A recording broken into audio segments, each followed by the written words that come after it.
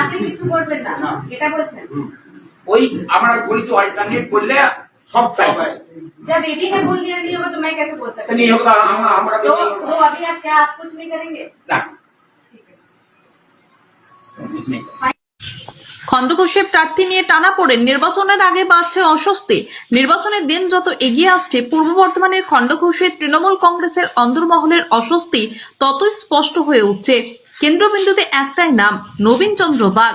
দলের সিদ্ধান্ত অনুযায়ী প্রার্থী হিসেবে তার আগমন হলেও মাঠের কর্মীদের একাংশ তার সহজভাবে নিতে পারছে না। বাদুলিয়ার দলীয় কার্যালয়ে তার উপস্থিতিও সেই অস্বস্তি কমাতে পারেনি, বরং স্পষ্ট করে দিয়েছে বিভাজনের রেখা কতটা গভীর। ব্লকের কর্মীদের এক বড় অংশ সরাসরি জানিয়ে দিয়েছেন এই প্রার্থীকে তারা মেনে নিতে রাজি নন। সেই সুরেই কথা শোনা গেল ব্লক সভাপতি মোহাম্মদ অপার্থিব ইসলামের গলায়ও। তার বক্তব্য, কর্মীদের মতামত উপেক্ষা করে কোনো সিদ্ধান্ত কার্যকর করা সম্ভব নয়। বৃহস্পতিবার রাতের বৈঠকে তাই হয়ে ওঠে গুরুত্বপূর্ণ। আইপ্যাকের প্রতিনিধি এবং নবীন চন্দ্র বাগ উপস্থিত থেকে দীর্ঘ আলোচনা চালালেও সমাধানের পথ খুঁজে পাওয়া যায়নি, বরং বৈঠকের মাঝেই একটি ফোন কল পরিস্থিতিকে আরো জটিল করে তোলে। অজ্ঞাত পরিচয় এক ব্যক্তি ফোনে ব্লক সভাপতিকে 24 ঘন্টার মধ্যে অবস্থান বদলানোর বার্তা দেন। তবে অপার্থিব ইসলাম স্পষ্ট জানিয়ে দেন কোনো চাপের কাছে তিনি নতি স্বীকার করবেন না। যদিও ফোনকারী কে তা এখনো অজানা, তবে তার বার্তা ছিল স্পষ্ট, নবীন চন্দ্র বাগই এই কেন্দ্রের প্রার্থী থাকবেন। অন্যদিকে প্রার্থী এবং আইপ্যাকের প্রতিনিধি প্রকাশ্যে নীরব থাকায় জল্পনা আরও বাড়ছে। রাজনৈতিক মহলের একাংশ মনে করছে এই নীরবতায় পরিস্থিতির জটিলতার ইঙ্গিত বহন করছে। এখন ব্লক নেতৃত্বের দাবি একটাই, প্রার্থী বদল। তাদের মতে অন্য কেন্দ্রের সঙ্গে রদবদল হলেই মিটতে পারে এই অচল অবস্থা। সব মিলিয়ে খণ্ডঘোষে এখন লড়াই শুধু বিরোধীদের সঙ্গে নয়, দলের ভিতরও। আর এই অভ্যন্তরীণ টানাপোড়েনে শেষ পর্যন্ত নির্বাচনের ফলাফলে কতটা প্রভাব ফেলবে সেটাই এখন বড় প্রশ্ন। পক্ষেও নাই বিপক্ষেও নাই, আমরা কোনো কিছুতেই না। आपको अभी क्या चाहिए ये बताइए? হ্যাঁ अभी ये আপনি কি চাইছেন? কি চাইবো, কি আমাদের চাওয়ার তো কিছু নাই। তো এই সব করার মানে কি আপনি মানে কিছু তো রিপারকাশনস বা আপনার কিছু এক্সপেকটেশন থাকবে? আমরা বলে দিয়েছি তো অনেক কেউ আগে একবার খোঁজ যায় এই বলেছি তো, এখানে কি এখনই অল্টারনেট করতে হবে।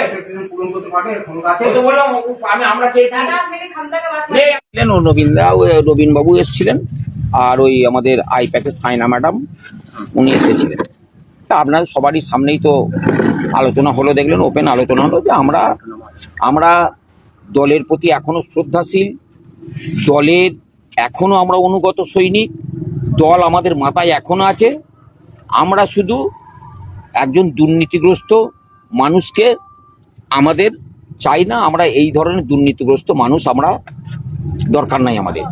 এবারে উনি যখন বললেন 24 ঘন্টা উনিই থাকবেন, আমাকে স্পিকার অন করে একজন কলকাতা থেকে বলতে পারবো না কে ফোন করেছিলেন, 24 ঘন্টা টাইম দিলেন যে উনিই থাকবেন দলের ক্যান্ডিডেট। আমি দলের ক্যান্ডিডেট তো উনি থাকবেন, তো আমাদের বাপের জমিদারি আছে নাকি যে আমরা ছড়িয়ে দেবো না, আমরা ক্ষমতা আছে ওনাকে ছড়িয়ে দেওয়ার। আমরা বলো আমাদের পছন্দ নয়, 24 ঘন্টা টাইম নয়, 24 সেকেন্ডে আমি বলে দিলাম, 24 সেকেন্ড মনে হয় 3 সেকেন্ডের মধ্যে আমি বলে দিলাম যে আমরা এত হাজার হাজার কর্মী রয়েছে এখানে, এই কর্মীরা কেউ যেতে নারাজ। আমি কাকে নিয়ে, আমি একা তো ভোট করি না, আর আমি আমার থেকে ভালো এখনো বহু সংগঠক আছে, আমি একাই শুধু সংগঠক, কত ভালো ভালো সংগঠক আছে তারা করবে, কত ভালো ভালো সংগঠক আছে তারা করবে। আমরা কেউ আমাদের কর্মীদিকে নিয়ে, কর্মীদের নিয়ে তো কথা বলতে হবে, তারাই তো কাজ করে, নিচুতলার বুথ স্তরের কর্মীরা তারাই তো করে, তাহলে তাদের সঙ্গে আমি গাদ্দারি করব? তারা কেউ রাজি নয়। আমরা এই কথা বলে দিলাম যে না, এবার পদ কি রয়েছে সেগুলো আপনাদের হাতে, আপনার প্রেস মিট করে দিন, এর আর কেউ নয় দলের, হয়ে গেল, আমাদের হাতে কিছু নাই। তো এই কথাটা আপনাদের সামনেই তো বললাম, আপনারা সবাই তো দাঁড়িয়ে ছিলেন। উচ্চ নেতৃত্বের সাথে কথা হয়েছিল আজকে আপনার? উচ্চ নেতৃত্বের সঙ্গে ফোন করেছিলেন যে এনারা আসবেন। আর কে ফোন করেছিলেন? কে ফোন করেছেন আমি চিনি, ফোনের উপরান্তন থেকে বলছেন, আমি ওটা কি করে বলবো বলুন দেখি? ফোনের উচ্চ নেতৃত্ব ফোনের উপরান্ত থেকে বলছেন, আমি কি করে বলবো যে কে করেছেন? আমি তো চিনি না। কেউ যদি বলেন যে আমি উচ্চ নেতৃত্ব, কি কথা হলো লাস্ট পর্যন্ত যে হলো আমরা যে আমরা একদম নিষ্ক্রিয়, মানে মানছেন না নবীন বাগকে? হ্যাঁ, আমরা মানছি না, এবং সেই জন্যই আমরা নিষ্ক্রিয় হয়ে গেলাম। টোটাল আমরা যা কর্মী কয়েক হাজার, শুধু সামনে যে আমাদের কর্মীরা ছিলেন তারা, এবং আমরা বিষ পান করতে রাজি নয়, কারণ 5 বছরের যন্ত্রণা চেপে রেখেছিলাম। এলাকায় কোনো অশান্তি করতে দিইনি।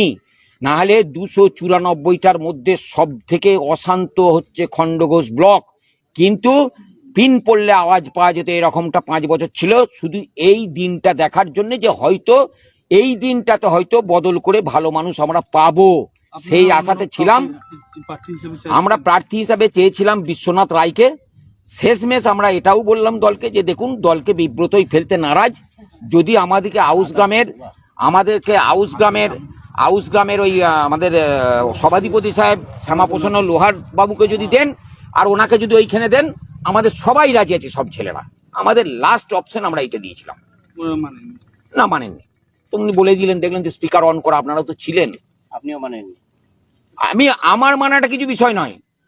আমার হ্যান্ডস গুলো, যারা আসল কর্মী, এই যে দেখতে পাচ্ছেন, যারা আসল কর্মী, যারা জীবনের বাজি রেখে ওই বিজেপির লাল চোখ আর ওই সিপিএম এর লাল চোখ উপেক্ষা করে যারা রাতের অন্ধকারে দাঁড়িয়ে ভোট করে, হ্যাঁ, রাতের অন্ধকারে দূরে যারা যারা সংগঠনে বেরোয়, তাদের কথা শেষ কথা, জনগণের কথা শেষ কথা, কর্মীদের কথা শেষ কথা। সেটা আমাদের প্রিয় দিদি বলেন, আমাদের প্রিয় নেতা, আমাদের প্রিয় সেনাপতি অভিষেক বন্দ্যোপাধ্যায় বলেন যে আসল কর্মী হচ্ছে আমাদের বুথ স্তরে। সেই বুথ স্তরের কর্মীরা না যদি মানে, আমার ঘাড়ে 2টো মাথা আছে, আমি তাদের সঙ্গে বেইমানি করব? আমি তাদের সঙ্গে বলতে পারবো যে আজকে এই জায়গাটাতে চলো এই আছে? কতবার হবে? ন্যাড়া বেলতলা দিয়ে কতবার যাবে? আর কি এমন আছে, কি এমন লজিক আছে যে একটা ব্যক্তিকেই বারে বারে দিতে হবে? এবং অতীতটাও আমরা দেখেছি যে এই দলের থেকে যারা সর্বনাশ করেছে তাদের মাথায় সোনার মুকুট দেওয়া হয়েছে। এর আগের দিনেও বলেছি, মেহবুব খান উজ্জ্বল পরামানিক দাকে কাঁদতে কাঁদতে ঘর পাঠিয়েছিল 2016 সালে, 11 সালের জেতা ক্যান্ডিডেট। কাজল শেখ গদাধর বাবুকে কাঁদতে কাঁদতে ঘর পাঠিয়েছিল দলের বিরুদ্ধে লড়াই করে। তার জন্য পুরস্কার পেয়েছে, সোনার মুকুট পেয়েছে। আবার এবারেও আবার দেখা গেল ডবল প্রমোশন, ডবল পুরস্কার আজকে এই জায়গায় পেয়েছে। শান্তনু কোনার আমার বন্ধু নয়, ভাই, অনেক ছোট আমার থেকে। তা সেই শান্তনু কোনার 2 বছর আগে বিজেপিতে জয়েন করে, স্পেশাল বিমানে জয়েন করে তাকে পুরস্কৃত করা হলো। বাহ, তুমি এসেছো ফিরে। তাহলে আমরা ছাপোষা মানুষ, আমরা আবার কি করব? আমাদের মূল্যায়ন কোনোদিনই হবে না, ওই জায়গায় যেতে পারবো না আমরা। আর আমাদেরকে এই পদ দিয়ে মূল্যায়ন, ভালো করে কর্মীদেরকে যে সকল কর্মীকে ভালোবেসে নিয়ে ভোটটা করি বলে মূল্যায়ন। যারা অযোগ্য তাদেরকে তাড়িয়ে দেওয়া হয়েছে। আজকে আমরা অযোগ্য, ওই জন্য আমাদের কথা চলেও নি। কোনো কেউ আগে আমাদের সঙ্গে আলোচনাও করেননি যে উনি ক্যান্ডিডেট হবেন, তাই মানতে হবে। সেটাও যদি 1 মাস আগে বলতেন, কোনো উপায় নাই, হতে হবে, নিশ্চয়ই আমি তো ছোট ছেলে, আমার ঘাড় মানত। অন্ধকারে রেখে কেন হবে? আমরা তো মানে ওই প্রতিবন্ধী নয়, আমাদেরকে বললে আমরা কথা মানতাম না। আজকে 2016 সালের কথা যদি বলা যায়, 2016 সালে ব্লকে উনিই বললেন তো, 2016 সালে কেউ মানেনি, আমি একা মেনেছিলাম যে দল করছি দলের নির্দেশ আছে। সেটা কতবার মানবো? 16 থেকে 21 পর্যন্ত যে এমএলএ সাহেব ছিলেন নবীন বাবু, আর 21 থেকে 26 পর্যন্ত 1,00,000% পরিবর্তন। সেই জায়গাটাতে আমাদের অপছন্দ। দল দিয়েছেন, দলের মালিক, দলের মালিক আমরা কে? হরিদাস পাল। আমাদের বলার কিচ্ছু নাই, আমাদের কোনো দাবি দেওয়া নাই, আমাদের কোনো পছন্দ অপছন্দ নাই। আমার নাম সবাই জানে, নামটা আবার কি জানবেন? আমার গলাটা তো নকল করে বলছি না, ছবিটা নিচ্ছেন তো, আবার কি নামটা কি বলবো?